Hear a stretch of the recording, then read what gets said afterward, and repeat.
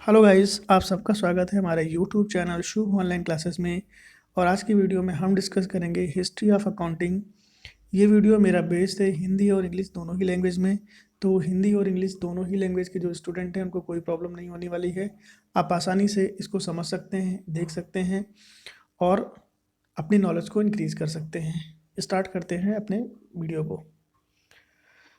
पुस्तपालन तथा लेखांकन का उद्गम एवं विकास, evolution and development of book keeping and accountancy. देखिए, जब बात करते हैं हम बुक कीपिंग और अकाउंटेंसी की, तो इसकी जो हिस्ट्री है वो काफ़ी पुरानी है। और इसकी जो स्टार्ट हुई थी हिस्ट्री, वो बेबोलियन तथा वैदिक सभ्यता काल में भी वित्तीय लेखांकन था, यानी फाइनेंशियल अकाउंटेंसी वहाँ से स्टार्ट हुई है। और भारत में अगर हम बात करें तो अपने इंडिया में इसमें इसके बारे में मनु संहिता के अध्याय 7 के 15वें श्लोक में इसके बारे में जिक्र किया गया था। वो श्लोक क्या है? क्रय विक्रय मद्राण भक्तम चा सपरिवयम योगक्षेम्यम सप्रेक्ष्य वर्जो दाप एक तरान। तो ये श्लोक है जो मनु संहिता में कहा गया था। और इस श्लोक का क्या अर्थ होता है ये मैं आपको बताता हूँ। इस श्लोक में कहा गया है कि राजा को दिए जाने वाले करों से संबंधित है। इसके अनुसार व्यापारी को अपनी बिक्री में से, बिक्री यानी सेल्स से, cost, freight and other expenses, यहाँ पे देखिए अपनी सेल में से वो कॉस्ट को माइनस करेगा, फ्राइट को माइनस करेगा और जितने भी अदर एक्सपेंसेस हैं इनको माइनस करेगा। उसके पश्चात आई हुई आय पर उसे कर देना होगा। इसके बाद उसको जो भी इनकम जनरेट होगी उस पर वो टैक्स पे करेगा। अतः आय निकालने के लिए बिक्री, लागत एवं व्ययों का लेखा जोखा रखना पड़ता है।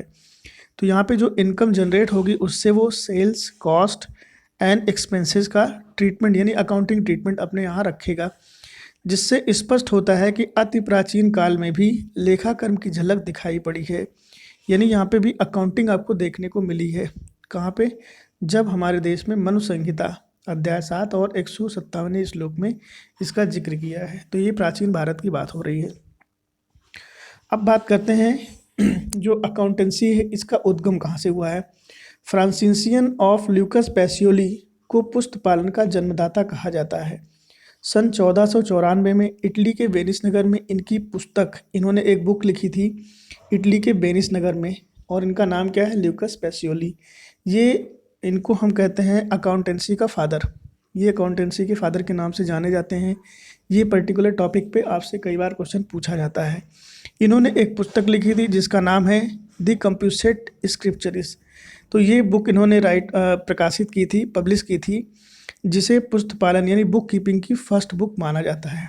वास्तव में यह एक मैथमेटिक्स की बुक थी जिसके एक भाग में उस समय के पुस्तपालन की एक विधि का वर्णन किया गया था। मतलब इसमें ये जो पर्टिकुलर बुक्स थी ये मैथमेटिक्स थी, लेकिन इसके किसी एक पार्ट में बुक कीपिंग का जिक्र किया गया था। तो इस वजह से इसको हम फर्स्ट बुक ऑफ अकाउंटेंसी यानी डबल एंट्री सिस्टम मानते हैं। इस पुस्तक का जो इंग्लिश में ट्रांसलेशन हुआ है वो हग ओल्ड कैसल ने 1543 में किया था। यानी एक हग ओल्ड कैसल इस नाम के राइटर थे, इन्होंने इसका जो ट्रांसलेशन किया है वो इंग्लिश वर्जन में किया है।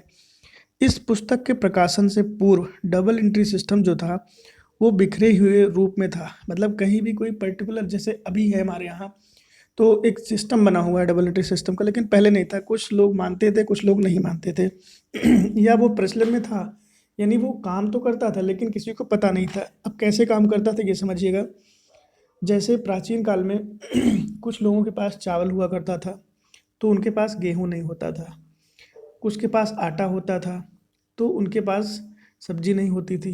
वो आपस में क्या करते थे? चीज़ों को एक्सचेंज किया करते थे। तो एक्सचेंज करना क्या होता है? डबल एंट्री सिस्टम है, दो पार्टीज इन्वॉल्व हो गई, लेकिन लोगों को ये पता नहीं था। इसी को जो डिस्क्राइब किया गया था वो पुस्तपालन की जो फर्स्ट बुक थी यानी बुक कीपिंग जो पहली बुक थी उसमें इसके बारे में कहा गया था। अब यहाँ पे कुछ और बातें हैं। देखिए, इटालियन प्रणाली के पूर्व जो इंग्लैंड में एक पुस्तपालन की सबसे प्रचलित प्रणाली थी जिसका नाम था एजेंसी बुक कीपिंग। जहाँ यहाँ पे फिर से समझिएगा, इटली की ये जो प्रणाली आई हुई है यानी इटली की ये जो प्रणाली आई हुई है इसके पहले इंग्लैंड में एक ऑलरेडी बुक कीपिंग की एक प्रणाली चल रही थी जिसका नाम था एजेंसी बुक कीपिंग। इटालियन प्रणाली का जब इंग्लैंड में प्रवेश हुआ, जब ये वाली इटली वाली जो रूल था, ये जिस समय इंग्लैंड पहुंचा, उस समय वहाँ पे जो चल रहा था एजेंसी बुक कीपिंग, उसके साथ उसका बहुत ज़बरदस्त कंपटीशन हुआ। लेकिन चूंकि ये जो इटालियन सिस्टम था ये अच्छा था, इसलिए ये वहाँ पे सक्सेस हो गया।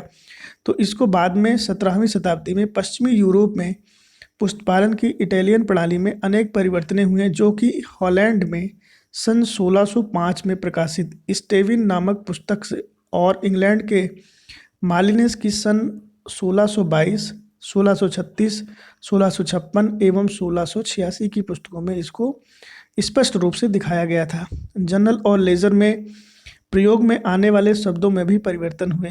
अब यहाँ पे एग्जाम्पल समझ लीजिए। इटली के डी डेयर या सैलगिब के स्थान पर लेजर के बाएं पक्ष यानी डेबिट और क्रेडिट वर्ड का यूज़ किया गया है। सन 1795 में एडवर्ड जोन्स ने पुस्तपालन की अंग्रेजी प्रणाली यानी English system of book keeping पर एक पुस्तक लिखी। 19वीं शताब्दी में औद्योगिक क्रांति यानी इंडस्ट्रियल जब रिवॉल्यूशन हुआ था, इसके परिणाम स्वरूप व्यापार, उद्योग तथा वाणिज्य की तीव्र गति में विकास हुआ। औद्योगिक तथा वाणिज्यिक क्रिया में आमूल परिवर्तन होने से मतलब जब भी ये जब इसका विकास हुआ तो जो हमारा इंडस्ट्रियल था और जो वाणिज्यिक क्रिया थी, इसमें परिवर्तन होना स्टार्ट हो गया। व्यवसाय के संगठित स्वरूप बदल गए, जोखिमों की जो मात्रा थी वो बढ़ने लगी, जोखिम यानी रिस्क वो इंक्रीज होने लगे और जो विशिष्टीकरण की प्रवृत्ति थी वो पनपने लगी।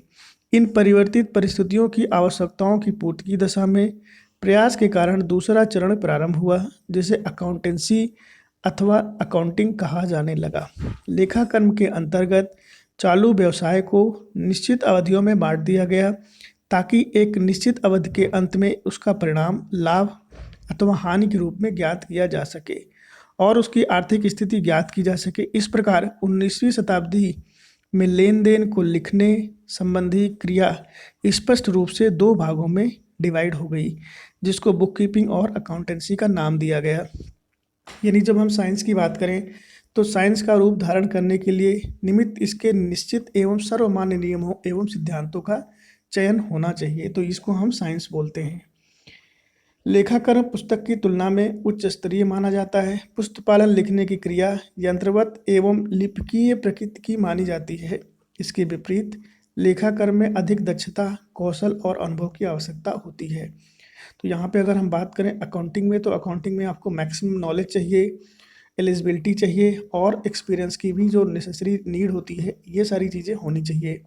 लेखाकर्म के क्षेत्र में शोध कार्य निरंतर चलता है। जब अकाउंटिंग की बात करते हैं तो यहाँ पे जो पर्टिकुलर्स होते हैं वो रिसर्च होते रहते हैं कि हमें कौन सी चीज़ हम अडॉप्ट करें जिससे वो चीज़ें और इजी हो जाए। जैसे हमारे यहाँ अकाउंटिंग स्टैंडर्ड है, आपको पता है अकाउंटिंग स्टैंडर्ड हमेशा चेंज होता रहता है, कुछ ना कुछ उसमें नया आता रहता है या कुछ चीज़ें बदल दी जाती हैं, तो अमेंडमेंट होते रहते हैं। तो अमेंडमेंट का मतलब वहाँ पे रिसर्च हो रहा है कि कौन सी चीज़ नई की जाए।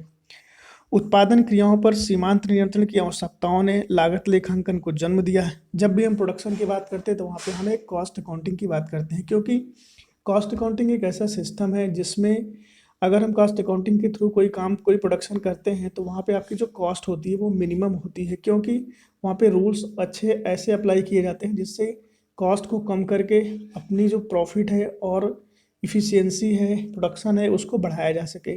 तो इस वजह से कॉस्ट अकाउंटिंग का जन्म हुआ। प्रथम विश्व युद्ध के पश्चात लेखाकर्म की एक नई शाखा का जन्म हुआ जिसे मैनेजमेंट अकाउंटिंग कहा जाता है।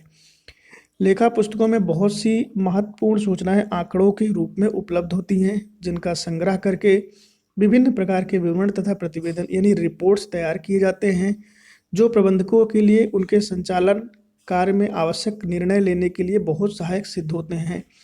आर्थिक विनियोग करने वाली जनता के हितों की रक्षा के लिए ऑडिटिंग का भी प्रारंभ किया गया है, क्योंकि लोगों का जो विश्वास है किसी भी सेक्टर के लिए वो तभी होता है जब उसका पर्टिकुलर इंस्पेक्शन होता है। तब लेखाकार यानी अकाउंटेंट और विनियोजक जो इन्वेस्टर होते हैं, शेयर होल्डर और समाज तथा राज्य के प्रति भी उत्तरदायी होता है। अब लेखा कार्य का कार्य केवल इतिहास कार्य के रूप में लेन देन का तिथिवार लेखा यानी जो हमारा डेट वाइज अकाउंटिंग ट्रीटमेंट होता है, कर के लाभ हानि ज्ञात करना तथा आर्थिक चिट्ठा यानी बैलेंस शीट तैयार करने मात्र से ही समाप्त नहीं हो जाता है। तो अकाउंटिंग में क्या होता है, इन इसके अलावा भी चीज़ें होती हैं। वो कौन सी चीज़ें होती हैं? अब जितने भी प्रबंधक हैं वो मैनेजमेंट यानी अब वह यानी अकाउंटिंग अब प्रबंधक का दायां हाथ होता है। इस हेतु भारत सरकार ने कुशल एवं योग्य लेखाकार उत्पन्न करने के लिए 1949 में the institute of chartered accountant of India की तथा institute of cost and works accountant of India, जिसको अब ICMA के नाम से जाना था, इन दो संस्थाओं का स्थापना किया है। जिनका मेन काम क्या था? चार्टर्ड अकाउंटेंट का मेन काम क्या होता है? CA बनाना, जो ऑडिटिंग का काम करते हैं। और ICWA जिसको अब नाम हो गया है CMA, इसका मेन काम क्या होता है CMA का, कि जब भी कोई प्रोडक्शन का काम हो तो वहाँ पे जो कॉस्टिंग की जो चीज़ें हैं, कॉस्ट की जो बातें हैं, वो कम से कम लगे, यानी मिनिमम कॉस्ट में मैक्सिमम प्रोडक्शन वो कर सके। तो ये दो चीज़ें थी 1949 में। Institute of chartered accountant of India एक ऑटोनॉमस बॉडी है, यहाँ से भी क्वेश्चन अराइज होता है, और आपका यहाँ से भी क्वेश्चन अराइज होता है, यानी CMA से भी क्वेश्चन आपके आते हैं। तो मोटे रूप में इनके विकास का निम्न क्रम है। अब कौन कौन सा क्रम है? सबसे पहले है बुक कीपिंग, फिर अकाउंटिंग, फिर ऑडिटिंग। तो ये इसका एक सिस्टम बना हुआ है। तो तीन ये जो पार्ट हैं वो आपके अकाउंटिंग के पार्ट माने जाते हैं, यानी हिस्ट्री ऑफ अकाउंटिंग में ये तीनों चीज़ें भी आती हैं, जिसको मॉडर्न अकाउंटेंसी में दिखाया गया है। जो मैंने लेक्चर अभी दिया है आपको, इसके जस्ट पहले मैंने एक लेक्चर दिया हुआ है जिसमें आपको डबल एंट्री सिस्टम समझाया है, और ये इसकी हिस्ट्री है। तो कहाँ से स्टार्ट हुआ था, आपको अगर आपसे क्वेश्चन पूछा जाता है कि डबल एंट्री सिस्टम कहाँ से इसका जन्म हुआ, इसके फादर कौन है, तो ये इटली के वेनिस नगर से हुआ था। और इसके जो फादर हैं वो हैं ल्यूकस पेसियोली। इन्होंने ही एक बुक कीपिंग की बुक लिखी थी, और उस बुक का क्या नाम है अभी मैंने आपको बताया था, यहाँ से आप देख सकते हैं। ये बुक है द कम्यूसेट स्क्रिप्चरिस, यही बुक थी, और इसके बारे में भी आपसे क्वेश्चन पूछा जा सकता है। तो ये सारी चीज़ें आप अपने दिमाग में रखिएगा। और इसके अलावा मैंने नीचे का पोर्शन जो रखा हुआ है अकाउंटिंग का रिवोल्यूशन, यहाँ से आप इंग्लिश वर्जन में भी, जो हमारे इंग्लिश वर्जन के स्टूडेंट हैं वो यहाँ से पढ़ सकते हैं, उनको कहीं और जाने की ज़रूरत नहीं है। तो हिंदी वर्जन और इंग्लिश वर्जन दोनों में ही ये अवेलेबल है। और ये जो मैंने इसमें बना रखा है आपको स्टडी मटेरियल, ये हमारे यूट्यूब चैनल और यूट्यूब चैनल पे तो अवेलेबल है ही है। इसके अलावा ये टेलीग्राम चैनल पे भी आएगा, और जो व्हाट्सएप ग्रुप चल रहा है वहाँ पे भी मैं अभी इसको पोस्ट कर देता हूँ, तो वहाँ से आप इसको डाउनलोड कर सकते हैं, अपने नोट्स बना सकते हैं, इम्पोर्टेंट है। तो ये थी हिस्ट्री ऑफ अकाउंटिंग की जानकारी। उम्मीद है आपको वीडियो पसंद आया होगा। मिलते हैं नेक्स्ट वीडियो में।